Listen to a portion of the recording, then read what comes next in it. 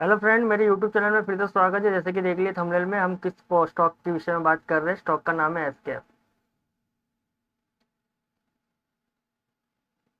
आपको पता है ना एसकेएफ कौन सा स्टॉक है? बात तो करते नहीं लोग, पर मैं बात करता हूँ। ये सबसे अच्छी बेयरिंग बनाती है। बेयरिंग, अभी आप बोलोगे बेयरिंग। बेयरिंग बहुत चीज़ों के लिए यूज़ होता है फ्रेंड्स। मैन्युफैक्चरिंग के अच्छे अच्छे कंपनियों में यूज़ होता है। और ये बिजनेस करती है लुब्रिकेशन, रोलिंग। कोई बड़ी बड़ी इंडस्ट्रियल में देना रहेगा। ग्लोबली ये सक्सेसफुल कंपनी है। ऑटोमेशन, बड़ी बड़ी कंपनियों में जो पार्ट्स होते हैं बेयरिंग की तो ज़रूरत गिरती है। एक्सपोर्ट करती है कंट्रियों में। देख लीजिए, Europe, Asia, Brazil, USA. Manufacturing करती है, मैन्युफैक्चरिंग करके 56% रेवेन्यू जनरेट करती है और ट्रेडिंग करके 40%।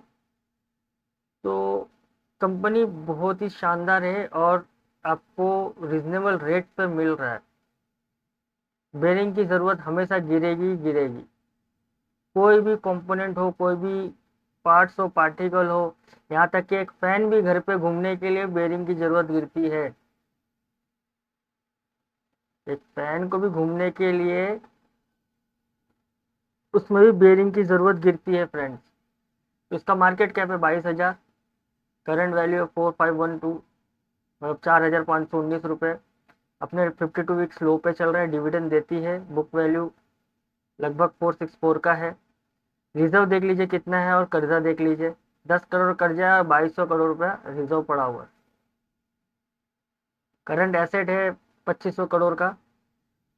डीआईएस के पास, एफआईएस के पास माल देख लीजिए 27%, 8%। प्रमोटर के पास 52% और पब्लिक के पास माल नहीं है। ऐसे ही होता है।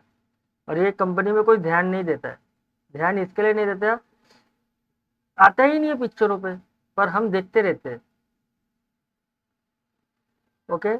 कॉन्स और पोस्ट की बात मैं नहीं करता। देख लीजिए कॉम्पिटिटर कौन कौन है इसके। कॉम्पिटिटर से बेयरिंग्स के कॉम्पिटिटर से बड़े बड़े कंपनियों के। तो ये अभी फिर भी टॉप 3 पे अपने आप को रुका हुआ है। अब पहले फंडामेंटल देखते हैं, फिर टेक्निकल देख लेंगे।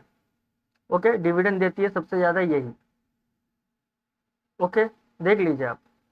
ईपीएस, आरओसी, आरओई दोनों ही बहुत ही अच्छी कंसिडर्स में है। कोई दिक्कत नहीं। सेल्स देख लीजिए, क्वार्टर एंड क्वार्टर बढ़ रहा है। ओके। नेट प्रॉफिट थोड़ा सा कमज़ोर हुआ है, कोई दिक्कत नहीं है। बढ़ाव चढ़ाव दोनों ही चलता है, लेकिन कर तो रहा है। कंपनी ग्रोथ कर रहा है, आपको यही देखना है। आपको सस्ते में कहाँ मिल रहा है, ये चीज़ ही अपॉर्चुनिटी देखनी है। साल भर साल कर रहा है, प्रॉफिट डबल कर दिया, 10 साल में अपने आप को डबल कर दिया है। नेट प्रॉफिट भी देखिए आप, ऑलमोस्ट डबल कर चुका है। कंपनी ग्रोथ कर रही है 10 साल से 7% के हिसाब से। और सीएजीआर के हिसाब से भी देख लीजिए, 13% के हिसाब से दे ही रही है आपको। कब ये जरूरत से ज्यादा दे देगी पता नहीं चलेगा, कब जरूरत गिर जाए। कंसिस्टेंट आपको एक प्रॉफिट जोन तो चाहिए ना एक स्टॉक से, वो ये स्टॉक दे सकता है। शेयर होल्डर पैटर्न भी कभी चेंज ही नहीं हो रहा है, क्वार्टर एंड क्वार्टर। एफआई देखिए 2021 से लेके अभी तक माल बढ़ा रहे, घटा रहे नहीं, माल बढ़ा रहे। पब्लिक लोग का इन्वेस्टमेंट कम ही रहता है इस सब स्टॉक में। अभी ये स्टॉक देख लीजिए, 40% आपको रिजनेबल रेट में मिल रहा है, 40%।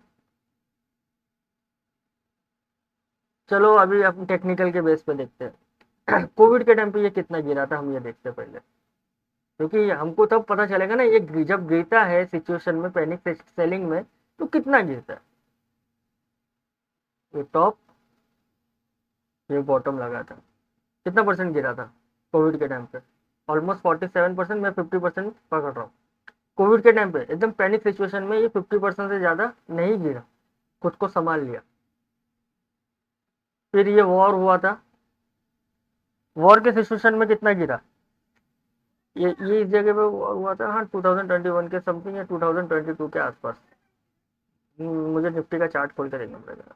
फिर भी कितना गिरा था मैं देख लेता हूँ। 23%, 27%, 30%। ऑलमोस्ट ये 30% गिरता है, कोई भी एक प्रॉब्लम होता है तो 30% गिरता है, लेकिन अभी तो ये 40% गिर गए।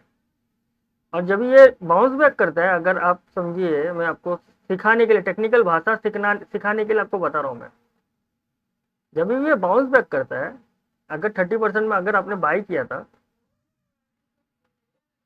60% 6 महीने में, ये वीकली टाइम फ्रेम है फ्रेंड्स, 6 महीने में 60%, फिर यहाँ से अगर लिया रहता तो आपने 35% 6 महीने में, अभी इसने कितना दिया, 80% 6 महीने में, 6 से 7 महीने में। तो मतलब ये जब भागता है तो 6 से 8 महीने के अंदर आपको 60 से 80% रिटर्न दे देता है। अगर सपोज यहाँ से मार्केट पुल बैक करता है तो अपने हाई को तो ये तोड़ेगा ही। अगर ये अपने हाई को तोड़ा तो मुझे लगता है ये 100% ROI जनरेट करके दे देगा आपको, क्योंकि यहाँ से भी मैं देखता हूँ, 1 सेकेंड, कोविड के बाद कितना दिया था इसने, कोविड के बाद कितने दिन में यहाँ तक गया था ना, 3 साल, 3 साल भी नहीं होगा, ऑलमोस्ट 82 बार, 2 साल के अंदर 250% का रिटर्न, एक बड़ा फॉल के बाद। टेक्निकल को ऐसा ही सीखा जाता है फ्रेंड, टेक्निकल को ऐसा ही सीखा जाता है, ऐसा कोई नहीं सिखाएगा आप, क्योंकि चार्ट पहले का बात बताता है ना। तो अगर ये पॉसिबल है, चार्ट जब दिखा रहा है कि ये पॉसिबल है, ये यहाँ से अगर पुल बैक लिया तो 200% ROI जनरेट करके दे सकता है, फंडामेंटल तो स्ट्रॉन्ग ही है। फंडामेंटल तो, मैं ये नहीं कहता आप पूरा कैपिटल डाल दो, स्वाद अनुसार नमक, पढ़ाई तो करो पहले। अगर किसी को 30,000 रुपीज या 50,000 रुपीज लगाना है तो अभी कितना लगाना चाहिए फिर, इस जगह पे एक मैं बता रहा हूँ, एक जोन बनाते हैं हम, इस जगह पे 10K लगाएंगे हम, इस जगह पे जब आएगा तो 10K,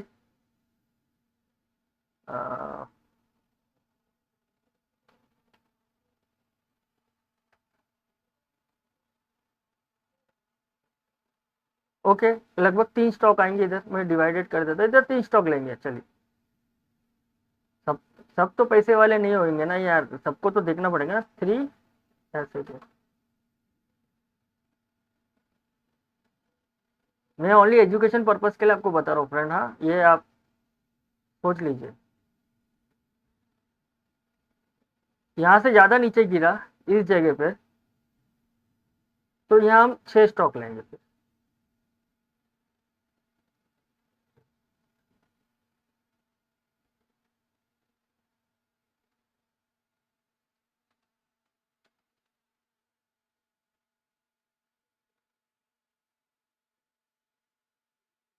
और फिर यहाँ से और ज़्यादा गिरा,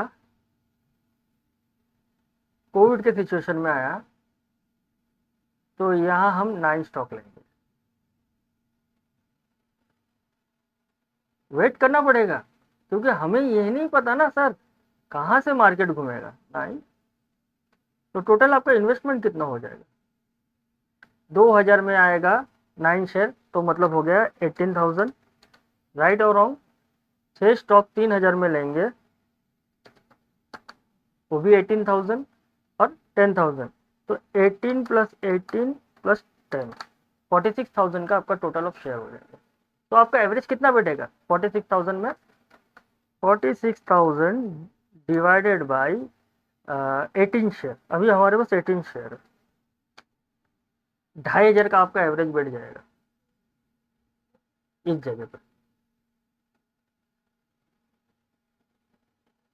तो आपने माल लेना शुरू कहाँ किया, यहाँ से, लेकिन अब इधर स्टॉक चला गया, हम कैसे बढ़ा रहे हैं वो देखिए, ये सब कोई नहीं सिखाएगा आपको। हाँ, उससे पहले वापस से मैं बता देता हूँ, डिस्क्लेमर, मैं कोई सेबी रजिस्टर नहीं हूँ, अपने फाइनेंशियल एडवाइजर को पूछ के ही निवेश कीजिएगा, आपके प्रॉफिट एंड लॉस में मेरा चैनल कोई भी जिम्मेवार नहीं है, मैं ये वीडियो बना रहा हूँ ओनली फॉर एजुकेशन पर्पज। तो ऐसा कोई नहीं सिखाएगा आपको। तो आपका एवरेज किधर बैठेगा, इस जगह पे। आप खुद कैलसी मान लीजिएगा, देख लीजिएगा, इतना वर्स्ट केस में अगर हुआ तो हम ऐसे एवरेज करेंगे। अगर सपोज यहाँ से मार्केट घूम गया, यहाँ से अगर घूम गया, घूम सकता है सर, मैं कहा ना, आप बोल रहा हूँ। तो हम वेट करेंगे इस जगह को तोड़ने के लिए। अगर यहाँ से सपोज घूम गया तो हम वेट करेंगे, और जैसे ये इस जगह कैपिटल, क्योंकि इसको नीचे आना पड़ेगा, अब यहाँ एवरेज करेंगे। अभी यहाँ से नीचे भी जा सकते हैं, यहाँ से पुल भी कर सकता है। तो हम वेट करेंगे कि इधर एक कैंडल ऐसा बनाए वीकली टाइम फ्रेम। ओके, इधर एक एवरेज बनाए। तो हम ज्यादा क्वांटिटी ले, इधर 6 लिया, इधर 3 लिया, अब हम खाली 5 लेंगे इधर। तो आपका एवरेज कहीं इस जगह पे आ जाएगा। तो इसके बाद से जो रैली होगा वो आपका होगा। तो ये सब चीज आपको सिखाने में मेरे को थोड़ा टाइम लगेगा, मतलब मेरे को वीडियो बनाने अच्छे से आता नहीं है फ्रेंड। मैं आपको समझा पा रहा हूँ क्या नहीं समझा पा रहा हूँ वो भी मुझे नहीं पता। आप चार्ट में रखिए और पेपर ट्रेडिंग कीजिए, देख लीजिए अगर ऐसा होगा तो आने वाले 4 साल में आपका कैपिटल ये कितना कर सकता है। ये 100%, अगर 18 स्टॉक आपको यहाँ मिल जाता है, मैं बोल रहा हूँ अगर इधर आ जाए और यहाँ से यहाँ चले जाए ना फ्रेंड, आपके 50K को वो 1.5 लाख रुपए बनाने के लिए रेडी हो गए।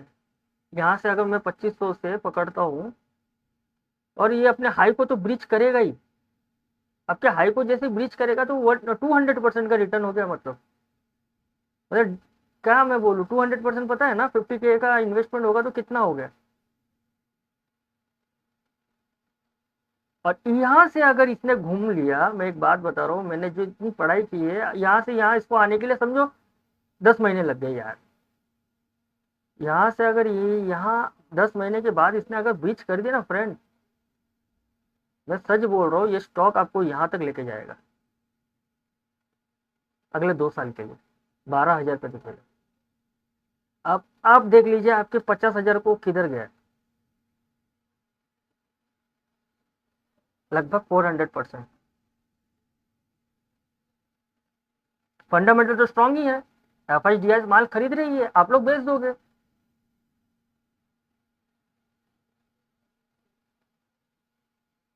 अगले 4-5 साल के लिए मैं बता रहा हूँ, अगर ऐसा हुआ, अगर वहां से घूम गया, फंडामेंटल तो स्ट्रांग, इसको घूमना ही है,